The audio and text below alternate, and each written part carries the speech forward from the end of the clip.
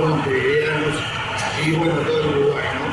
Es decir, muchos uruguayos de alguna manera han contribuido a la cultura y al saber y a la integración y la investigación en el marco de los siglos que han pasado. O sea, basta de nombrar algo a Horacio Quiroga, a Lorenzo Sánchez, es decir, gente que de alguna manera se puso en la piel de la ciudad, se puso en la piel de los sucesos que se vivían. Bueno, entonces un saludo grande a esta Feria Internacional del Libro de Buenos Aires, uno de los eventos más importantes en América Latina, y donde nosotros tenemos el orgullo de haber sido invitados a la Comisión de Cultura de la Intendencia Municipal de Montevideo. Bueno, después de todas estas cosas protocolares, vamos a entrar de hecho en las palabras guardadas. Las palabras guardadas es un nombre, es un título al cual nosotros recién llegamos al final de un proceso de 3 años, reuniéndonos semana a semana, todos los viernes, trabajando en casa, trabajando en el local de Crisol, que es una asociación de presos políticos del Uruguay, y allí se forjó esta cosa. Encontramos el título porque era una síntesis de la experiencia que todos habíamos vivido y por las cuales habíamos pasado. Esto sucedió así. En el marco de la dictadura cívico-militar que duró entre 1973 y 1985, hacia 1975 se da una operación de la OCOA, que es un grupo de seguridad dentro de las fuerzas represivas uruguayas, que atacó directamente a una de las más grandes agrupaciones políticas y sindicales del Uruguay, como era en ese entonces el Partido Comunista. Esta operación llevó miles de personas a la cárcel a experimentar el terror. A su vez, incluyó desaparecidos y además dejó niños en situación de que no tenían a sus padres o que se despertaban una mañana en el medio de su casa revuelta, sin el padre, sin la madre, viendo qué cosas iban a hacer con sus vidas y a dónde iban. Esta operación obedece a un sistema, como todo el proceso de reclusión, que pensó la dictadura uruguaya, que tenía un emblemático señor llamado Dolce de Britos, que pensaron, en vez de un camino corto de exterminio, en vez de ir a las balas y masacrar a la gente, no es que no lo hicieran, afrontaron un proceso donde la reclusión a largo plazo, a muy largo plazo, durante años y muchos años, y combinada con el proceso de la tortura y con el proceso del desgaste personal y la desindividuación de las personas, derivaría en el exterminio directo de esos luchadores, tanto en su físico como en su alma, como en sus convicciones. Después de eso, ellos dijeron, si algún día salen de acá, no van a poder hacer nada con sus vidas, van a estar rotos, quebrados. Pero eso se combinó a la salida de la prisión con otro fenómeno, que fue la aprobación de una ley llamada la Ley de Impunidad por nosotros y por el conjunto del pueblo uruguayo. Esa ley elimina la pretensión punitiva del Estado sobre los actos acaecidos durante el marco de la dictadura, con lo cual el sistema judicial se ha beneficiado en el sentido de contribuir a su largo y lento proceso de atender las diferentes causas que se encuentran abiertas. Esto motivó muchas movilizaciones del pueblo uruguayo y el pueblo uruguayo de alguna manera trató de expresarse hasta que en el 2011 hubo la posibilidad de denunciar estos hechos. Cuando estos hechos tuvieron la posibilidad de ser denunciados, entonces ahí se unieron estos compañeros que tienen el taller más un ciento y pico de otros compañeros que por primera vez enfrentaron la posibilidad de contar lo que le había pasado. Ustedes se imaginen lo que es 30 y tantos años después haber encapsulado en el corazón y en el alma las cosas que no se le podían decir entre una esposa y un marido, entre un padre y un hijo, entre un vecino y la vida, entre un empleador y el empleado, es decir, entre un amigo y el otro. Era una cosa muy dura. Este peso del silencio, este peso se guardó adentro de esta persona. Y en un determinado momento, en vista de que la denuncia realizada en 2011 no avanzaba, entonces los compañeros se unieron para decir, vamos a comunicar directamente a la sociedad qué es lo que podemos hacer, qué fue lo que nos pasó. Se unieron y de ahí surgió en el 2013 este taller. Este taller se llama Expresar, vale decir sacar de la prisión. Sacar de la prisión no de aquella en la que se estuvo recluido, sino sacar de la prisión del alma, de la vida, del interior de cada uno, todo aquello que agarrotaba el proceso de enfrentarse con la vida, de enfrentarse con las cosas. Entonces, ese grupo Expresar, que se constituyó cuando ellos me llamaron a mí, yo vengo de una experiencia civil militante, exilio y una serie de cosas. Más bien soy un escritor, trabajé en la academia, he desarrollado talleres de escritura creativa en distintos países, etc. Y dije que sí, pero no sabía en qué baile me metía, porque esto no era solo un taller literario. Esto fue un verdadero tsunami de emociones, un tsunami de cosas guardadas, un tsunami caracterizado por el canto, por la risa, por el encuentro, por la pelea, por las ganas de irse, por las ganas de volver, por la torpeza de enfrentarse a las herramientas literarias, por encontrarse el uno con el otro entre personas que no habían hablado entre ellas a fondo de los sucesos que les pasaban. Entramos en lo profundo, en lo hondo, corriendo todos los riesgos que esto implicaba, y en esto hay que destacar la valentía de cada uno de estos nuevos autores, porque hay que animarse a eso, y hay que animarse a poder enfrentarse a sí mismo, verse desde afuera, verse en el otro, ver al otro sufriendo este tipo de cosas y correr en su ayuda, ligarse el uno con el otro, generar un tejido de amistad, de emoción, de política, de vida, de encuentro, de disfrute, de retroceso, de todo lo que implica la vida de un conjunto humano. Las organizaciones políticas, cuando esta gente salió, digamos, cuando los compañeros salieron de las prisiones, no habían hecho un proceso como el que este taller hizo. ¿Por qué? Porque una cosa es la razón y la ideología y las operativas que hay que hacer desde el punto de vista político, pero otra cosa es agregarle a eso todas las emociones, todos los dolores, todo lo que está dentro, todo lo que nosotros nos atrevimos a hacer en intercambio, en funcionamiento y siempre creciendo hacia el objetivo que se habían planteado los compañeros. Esto tiene que terminar en un libro. ¿En qué libro? No en un libro de literatura cualquiera, no en un libro de testimonio cualquiera, no en un libro que simplemente pase por delante de los ojos y nadie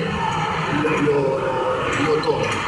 Vivíamos en un país donde supuestamente todos decían, hay que mirar atrás. Ya digo, no hay que mirar atrás. Eso ya es un asunto pasado.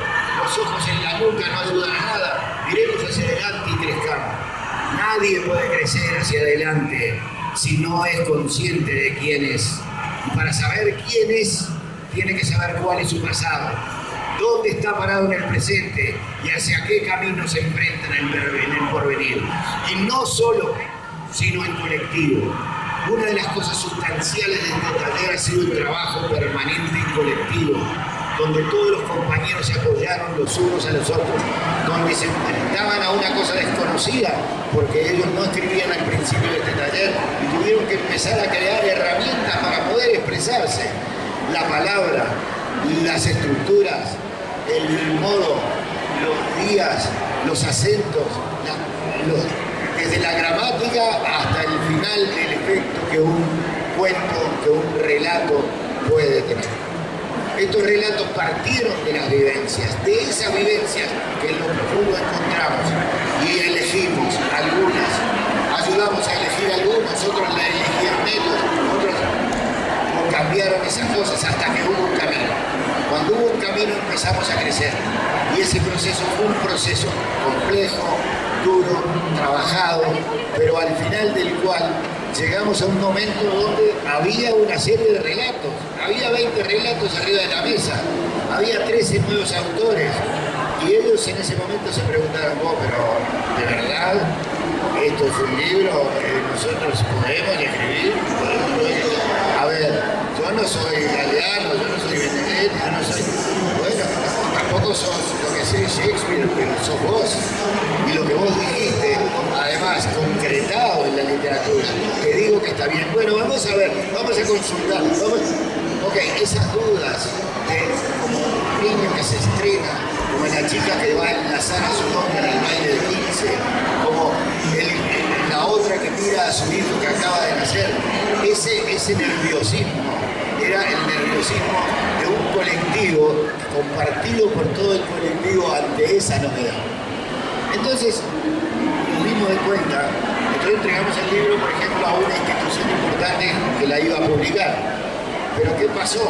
Las instituciones no habían avanzado hasta el punto donde había avanzado el taller y seguían en una amorosa burocracia relativa dentro del marco de un sistema que, si bien aún con gobierno progresista heredaba un conjunto y hereda un conjunto de estructuras sistémicas que necesita mucho más de la emoción, mucho más de la vida, mucho más del mano a mano, mucho más de hablar con la gente directamente. No hay que ver estadísticas, hay que hablar con la gente, hay que ir a las casas, hay que juntarse con todos y desde allí pensar cómo es la realidad, desde ahí palparla y desde ahí arriesgarse a generar. Entonces, como estuvo eso durmiendo como un año y pico y todos estábamos muy ansiosos y algunos decepcionados, tomamos una decisión. ¿Cuál va a ser la decisión? Y todos dijeron, vamos a publicarlo nosotros. ¿Nosotros? ¿Con nuestro dinero? No, nosotros con quienes somos. Porque nosotros somos. Vamos a los sindicatos, vamos a los amigos, vamos a los que trabajan con nosotros, vamos a los círculos familiares, vamos a ponernos nosotros. Y nosotros, así, sindicato por sindicato, empezamos a construir el dinerillo que nos permitió tener nuestra primera edición.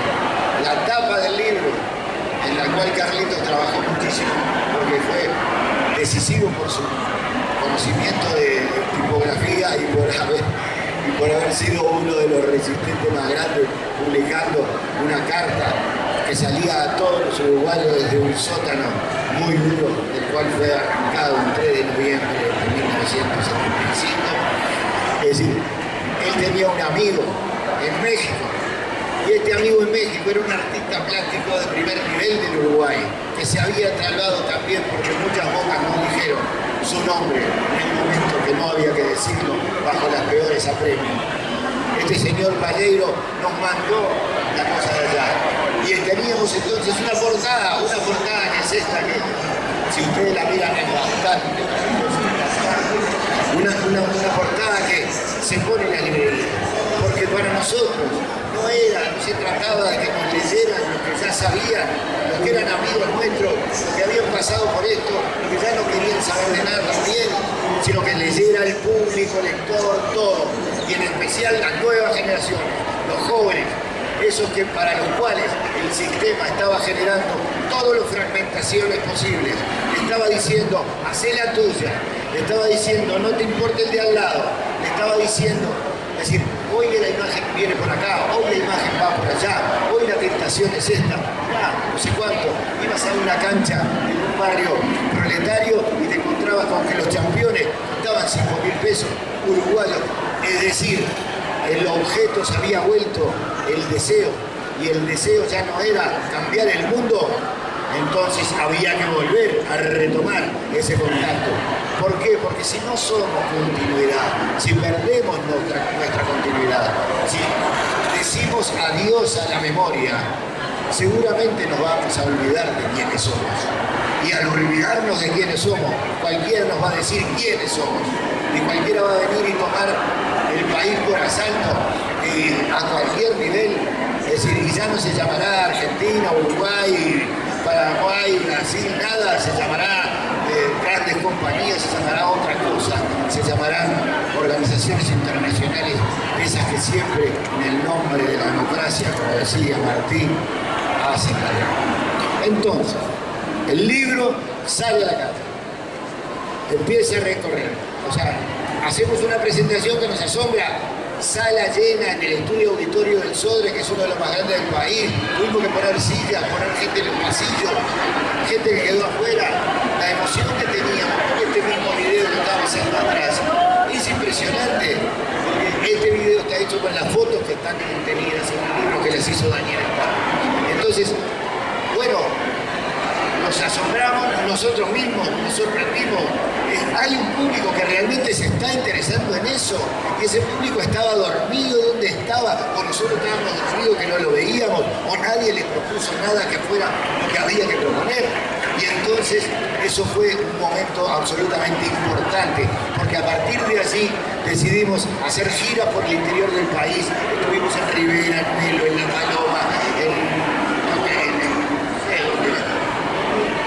en Mercedes, obviamente, en Las Piedras, es decir, y tenemos una cantidad de cosas más para poder hacer.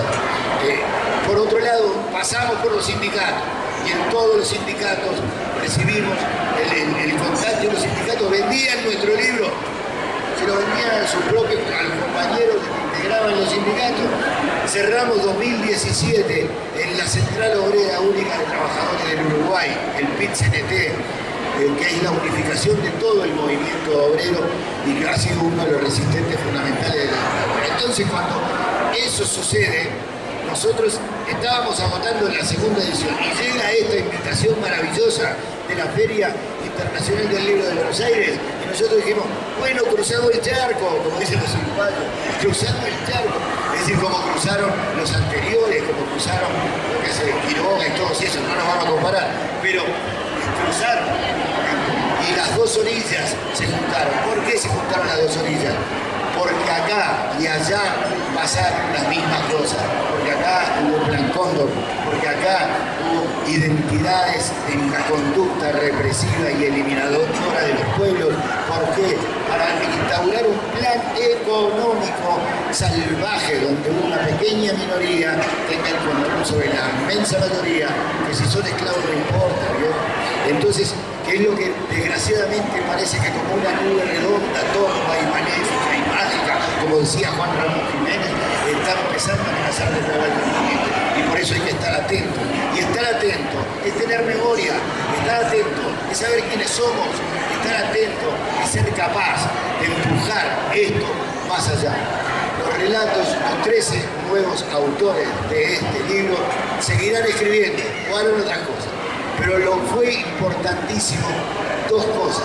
La etapa del trabajo interno, la dura etapa de atrevernos a mirarnos a nosotros mismos, terminó. Y empezó la segunda etapa, donde se recuperaron todas las habilidades que no estaban en funcionamiento. La organización, la propaganda, el trabajo, el contacto con el otro, la lucha con los vecinos, el hablar con la gente, el recorrer el país, el entusiasmarnos a las 5 de la mañana y salir, gente que tiene tomaduras, Aurorita 79, es decir, corriendo por allí por los pasillos, es decir, y se nos sumaron a nosotros, a los expresos, se sumaron los hijos de desaparecidos, hijos de militantes encarcelados, hijos de madres encarceladas. Entonces, todo esto dinamizó, generó un conjunto tan diverso, pero a su vez tan amorosamente unido, tan ideológicamente unido, tan cercanos el uno del otro, que ahora somos un grupo, somos un colectivo, pero además somos una familia.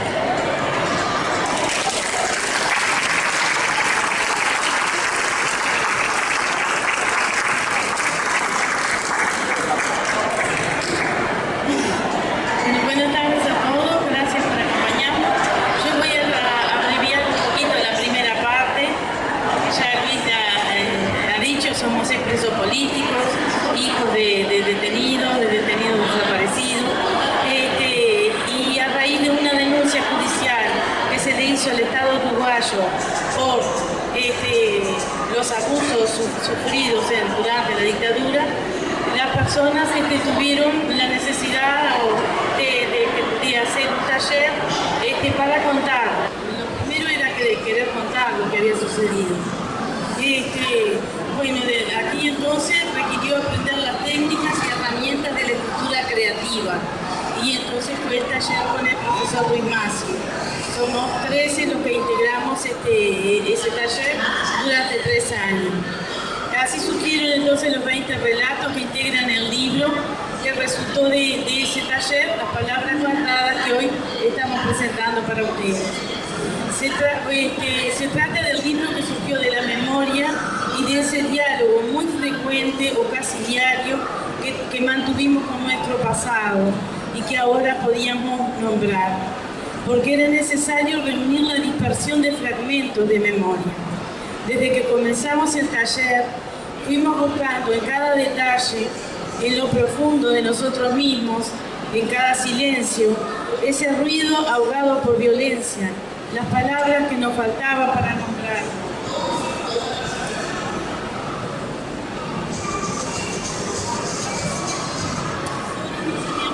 Los recuerdos, no los teníamos, o al menos no conscientemente.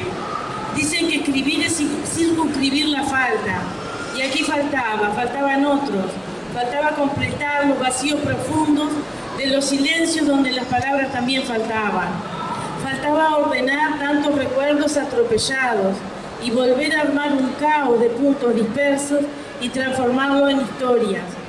En la propia, la del país, la de América Latina. Los argentinos lo saben bien, y también nuestra América, porque entre la historia y nosotros quedaron los pedazos de nuestros sueños, entre la historia y nosotros los jirones. Este libro trata de relatos que nacen de la intimidad de cada uno de nosotros y que corresponden con sucesos ocurridos en Uruguay y aquí en Buenos Aires. A veces se piensa que una vez pasadas esas vivencias dejan de existir. Nada más equivocado, porque lo vivido vuelve a golpear una y otra vez de forma diferente.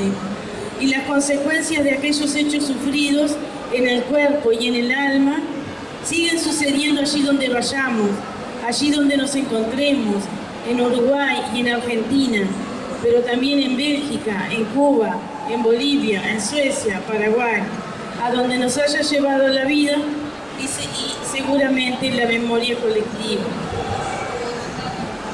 Este libro trata del relato de una niña, Aide Santo, cuyo padre desaparece. Ella juega con otra niña cuyo padre también desaparece y sin embargo logra recordar desde aquellos ojos de niña, en medio de la tormenta que azotaba a su familia, el día en que siguieron a un candombe montevideano por la calle Isla de Flores. Solo un niño es capaz de guardar esos recuerdos en medio de todo aquello a lo que se sumó la enfermedad de su madre, pues su padre sigue preso y ellas viajan a Buenos Aires en un intento de alcanzar desde allí otro cielo de libertad. Por su parte, una mujer, Ana Olivera, trabajadora de la salud, se encuentra un día con que está cuidando a un militar, uno de los torturadores. Él la amenaza y ella se ve de pronto ante una insólita decisión. ¿Qué hacer en esa situación? Entonces es cuando la ética se atraviesa en su camino. Antonia Yáñez asoma un relato sutil con rastros vivos de torturas monstruosas. Las calles ahora duelen con lo que antes no dolía. Cuando un baile que trae otros recuerdos, porque según ella lo dice, la memoria aún agazapada revive en cada nervio, en la piel, en el abrazo, en el horror de lo vivido, porque cada cuerpo es su testimonio. Aurora Rey, a quien una amiga la acompaña en el momento equivocado, al lugar equivocado, experimenta toda la furia que se descarga sobre ambas y después de liberada, años después, la hipocresía de los torturadores. Carlos La Mancha es detenido en una de las imprentas que tuvo el Partido Comunista durante la dictadura uruguaya, la más grande. el horror de la tortura y las estrategias para sobrevivir. Pasa mucho tiempo y el encuentro con su amigo de la infancia, que le promete hacer justicia por mano propia, lo coloca ante la certeza de quién es y que la venganza jamás es el camino. Ese vaivén entre las emociones, los recuerdos, los valores, la ética, la justicia, discurre su relato. Charna Furman, luego de muchos años, tiene que contestar a la pregunta de uno de sus nietos. Babel, ¿por qué a unos los matan y a otros no? Y ahora, ante sucesos que vuelven a mostrar la guerra y el exterminio, decide contar su historia, que también es la historia de sus padres, sus abuelos, la familia de Europa, arrasada por el nazismo y el antisemitismo. Clarel de los Santos presenta un personaje inmensamente tierno e ingenuo, con muchas carencias de todo tipo, entre las que más condenan está la falta de la madre, una familia y el amor esperado. Su capital eran sus herramientas de trabajo y sus 7 gansos, y él quiere saber qué pasó con ellos. Daniel Starr, preso, recibe la noticia de que han preguntado por su mujer embarazada. Decide que se vaya del país. Él debe firmar el permiso, separarse aún más de la familia. Pero el encierro acosa, también el papel de los perros en los interrogatorios como hecho no narrado. En fin, la tortura concebida por los carceleros como un simple trabajo. Dora Campos, frente al nacimiento de su hijo, debe anunciárselo a su esposo, que está incomunicado. La elaboración de un paquete donde algo simbólico hiciera entendible la nueva realidad convierte a ese paquete en un viajero inusual que logra atravesar las rejas con la buena nueva, bajo el inclemente escrutinio de soldados y esbirros. Karina Tassino presenta su relato desde el desamparo de los niños, solos en la madrugada, la noche que se llevaron a su madre. Su padre, un detenido desaparecido, abre las puertas de una búsqueda sin final, hasta que el destino fue casualmente dando pistas sobre algo enterrado en el fondo de la casa. Antes del informe oficial, escueto y falso. Margarita Stoll, luego de la detención, la desaparición y la reclusión final de su padre, la madre y sus 2 hijas vuelven a ocupar la casa allanada sin permiso ni autorización. En esa zozobra 3 mujeres, una casa que defienden como un personaje que les cuida. Termina por cobijar los años de espera, a pesar de que la herida no se cierra, las plantas, los recuerdos, el vínculo con la vida. Vilma Antunes, ya abuela, debe responder a la pregunta de un nieto, alumno en una escuela sueca, por qué estuvo presa ella en Uruguay. Finalmente, su viaje juntos a Uruguay, a la vera del río de su infancia, ella logra escribir con medias palabras un mensaje para cuando el futuro del niño se encuentre con la memoria. Muchas gracias, Luis, y gracias a Analía. En ellos agradezco a todo el grupo de los hermanos uruguayos, hermanas uruguayas que me han invitado. Para mí es un honor. Ahora, me toca hablar de la memoria, del complejo tema de la memoria. Y se pueden decir tantas cosas que he tratado de trazar algunos puntos para no irme para cualquier lado, hablando de ese complejísimo tema que no es solamente un tema de estudio, de reflexión, de diálogo, de debate, de discusión, de pelea, de reconciliación entre compañeros, única forma, único límite, único campo, única acepción que le damos a la palabra reconciliación, sino que es también lo que nos mueve las fibras más terribles, aquellas que a veces son inefables, aquellas que no se pueden decir. Ahora, fijémonos un poco en la situación en que estamos, quienes estamos acá reunidos, heterogéneos. No hay gente tan joven, aunque alguna gente joven hay. Nosotros querríamos 150 jóvenes sentados acá, no se da, pero sí se ha dado en Montevideo con el libro. Evidentemente el país hermano está reverdeciendo porque se está dejando trabajar por la memoria. Quería comentarles eso. Fíjense, en este momento nosotros estamos en un encuentro al que nos convoca un libro. Somos lectores, algunos futuros lectores, inmediatos lectores, otros ya hemos sido lectores del libro y somos relectores y relectoras del libro. Estamos encontrándonos los lectores con los autores. Pero además estamos encontrándonos con un hecho de palabras. No han elegido los uruguayos, muchos de ellos sí, y algunos de los narradores también, pero en este producto, por así llamarlo, no han elegido hacer una obra de arte, crear dibujos, crear esculturas. Han elegido la forma, según mi criterio, más difícil de hacer memoria. Es decir, se habló del coraje de los narradores. Y de narradores y por momentos poetas. Hay momentos, hay algunos de los relatos terminados y empezados con poesía. Nosotros estamos trabajando palabras al punto de estar cerca de un libro. Varios de ustedes van a comprar un libro donde el título también nos invita a jugar un poco, como siempre nos invita la memoria.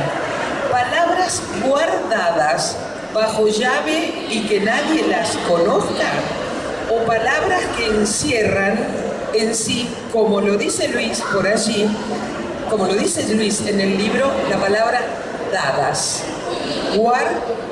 Pero dadas. Palabras que, la palabra guardadas me puede hacer pensar que en todo aquello que no decimos, que callamos, cuando las trampas de la memoria, como también se dice en el libro, nos impelen a no compartir experiencias muy terribles que hemos tenido, y lo contrario de lo cual está en este libro, es en esas palabras guardadas está latente la posibilidad y la necesidad de que salgan al aire. En este libro han salido con éxito, cosa que no siempre pasa. No es una obra pictórica, es una obra de palabras, armadas en frases, en relatos, muy difícil. Yo pertenezco a muchos grupos, he formado parte de grupos de hermanos de desaparecidos.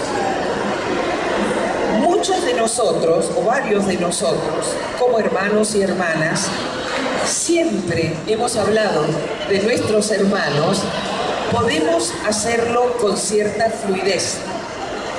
Pero cuando a veces una hermana, lo recuerdo perfectamente, hace varios años, hace muchos años, se acercó al grupo de hermanos después de muchos años de no nombrar al hermanito desaparecido, toda gente muy joven.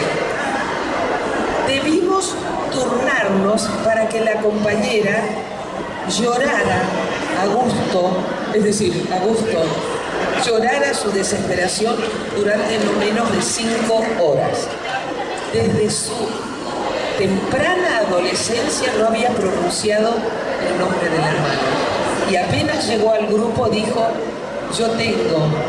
vengo porque tengo mi hermano desaparecido, vengo porque quiero que entre todos encontremos sus restos, y mi hermano se llamaba así. 5 horas de llanto y los demás turnándonos para estar al lado de ella, nada más. ¿Qué es eso? Eso es que la palabra, es lo que dijo Luis, es lo que expresa Analía. La palabra es lo que tenemos más en la entraña, realmente, es lo que más nos cuesta hacer salir. Estamos hablando de memoria y estamos aquí muy pacíficamente, pero en estos tiempos, sobre todo, en las reflexiones sobre la memoria uno no puede evitar pensar, decir, comentar que en realidad, aunque estamos cómodos, sentados y en armonía unos con otros, estamos en medio de una batalla. La memoria es un campo de batalla. Es una batalla contra. Pensemos en el libro, en las palabras guardadas que han sido dadas a una sociedad que hacía 40 años o 30 años que prefería decir no miremos hacia atrás. Los argentinos no nos vamos a sorprender de eso, ¿verdad? Una batalla contra la opinión pública, una batalla contra los poderes establecidos, aún en democracias votadas por el pueblo, una batalla contra la propia familia. El libro lo muestra. Quienes no lo han leído, cuando lo lean, van a recordar episodios propios en que uno busca su propia identidad, y algunos que han sufrido la dictadura y otros terribles momentos de autoritarismo van a recordar momentos en que uno no le puede decir a su propia familia lo que está viviendo y lo que está queriendo. El estar solo en medio de la familia, cuando sobrevive la familia, cuando se la tiene, yo supongo que es una de las soledades más hondas que se puedan sentir. En el libro están. Hay esa abuela que necesita la pregunta del chiquito para decir yo me lanzo. Es decir, yo las doy a las palabras. Todo esto nos muestra no solo que vamos a leer sobre ellos, sobre Analía, sobre Margarita, sobre Karina, sobre los demás, sino que además vamos a tener que lidiar nuestras propias batallas a las que nos impele la memoria. Entonces, recapitulo un poco. Estamos acá convocados como lectores, en realidad. Estamos acá convocados muchos como amigos, compañeros del grupo de uruguayos que se animó a hablar, a desguardar las palabras. Pero también, y todos estamos aquí porque, aunque no lo sepamos, muchos lo sabemos, otros por ahí no lo pensamos, la memoria nos va trabajando a todos.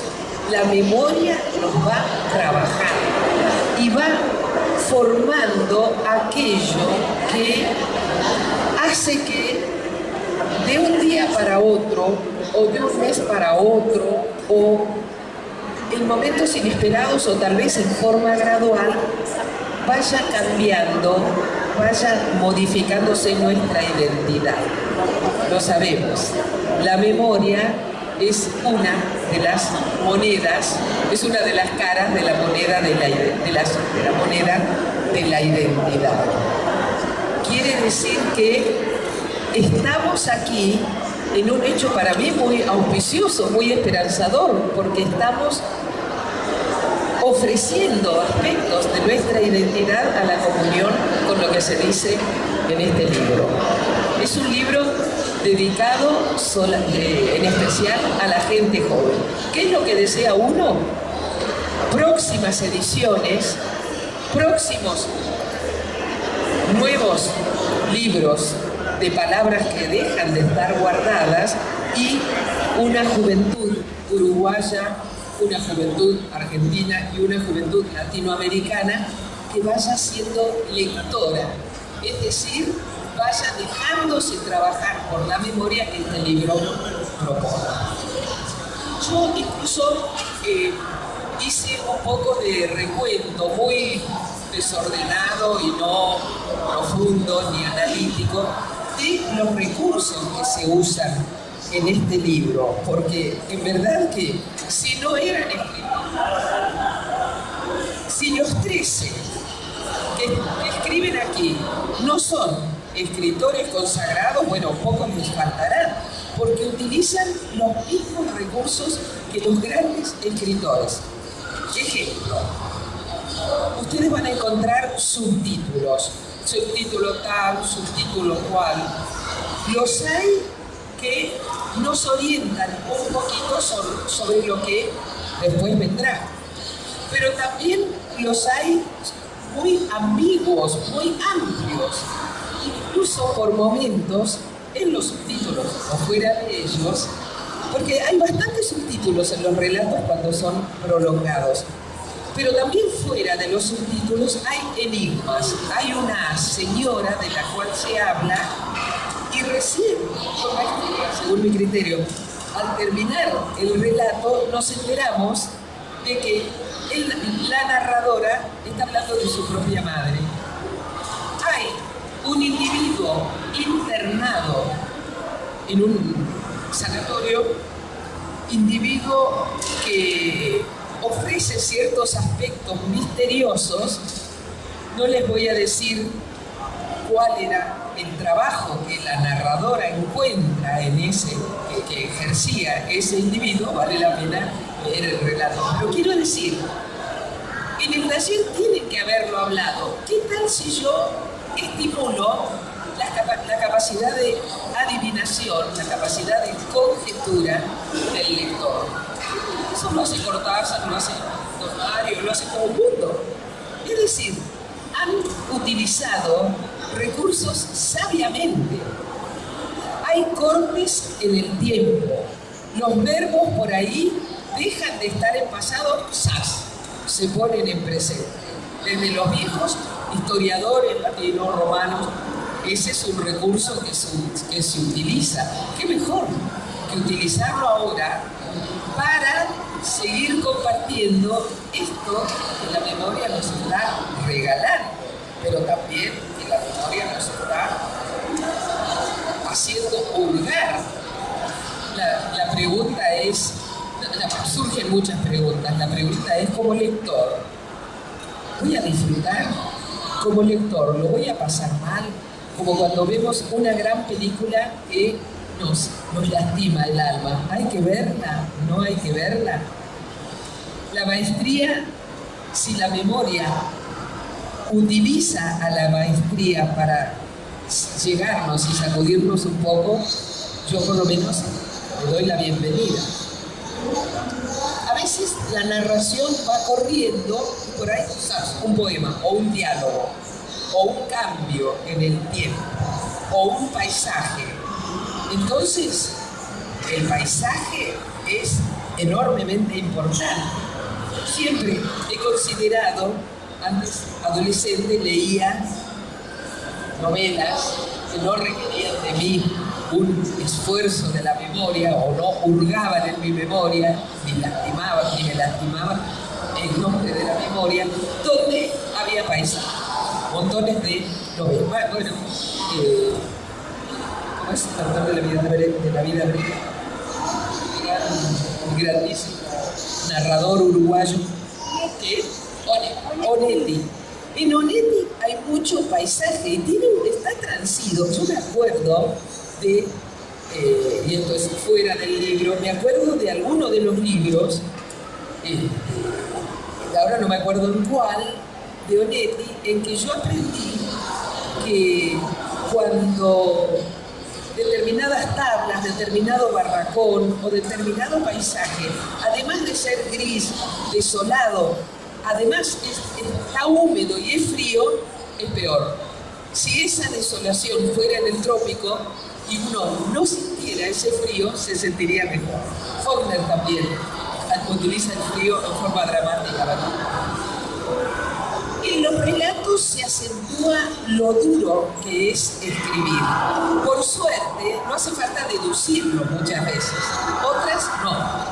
En algunos de los cuentos, y no son cuentos, en algunas de estas historias, pero que nos hacen surgir, esto puede quedar para después, la pregunta de si son ficción o son realidad.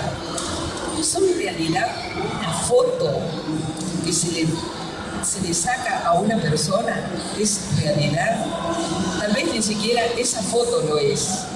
La ficción arma elementos de la realidad, pero muchas veces da cuenta de esa realidad en la forma más eficaz, por lo cual resulta más profundamente verdadera que una descripción minuciosa de que estábamos comiendo en el momento que llegaron las fuerzas de tarea, ¿verdad? No solo no se puede a veces comentar con los amigos, con la familia, con el vecino, en el colegio, con los colegas del trabajo, mejor dicho, que uno vivió lo que vivió, sino que en las palabras guardadas se habla sobre la soledad del acto de escribir. En muchos de los relatos, en todos los relatos, vemos que se escribe solo. Se escribe en el momento que no hay nadie. Se escribe durante la noche. Se escribe en una determinada sala donde no lo molesten a uno y uno no moleste a nadie. Uno se pregunta qué vivieron los compañeros que escribieron este libro cuando lo estaban escribiendo. Son, creo yo, preguntas que a todos nos quedan en el aire.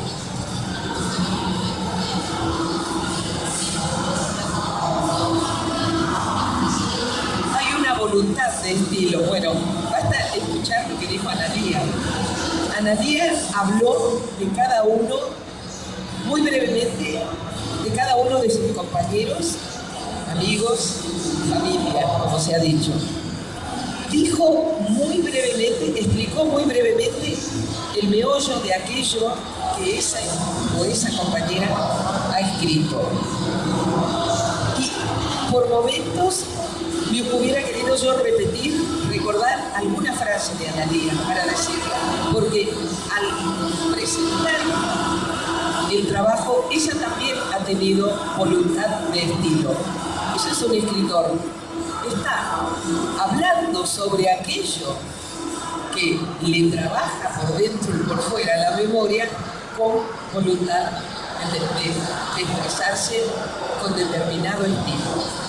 Alguien dice o escribe, y mientras compartíamos los dos lados de una mesa, el tiempo se fue deslizando en otro tiempo.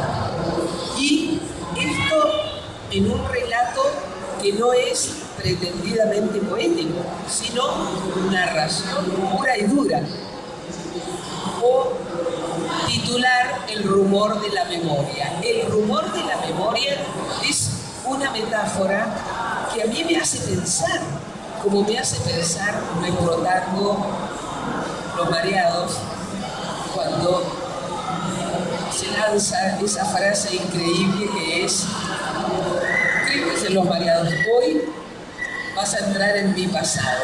Si pensamos en lo que es eso, hoy vas a entrar en mi pasado, podemos estar toda la tarde haciendo metafísica.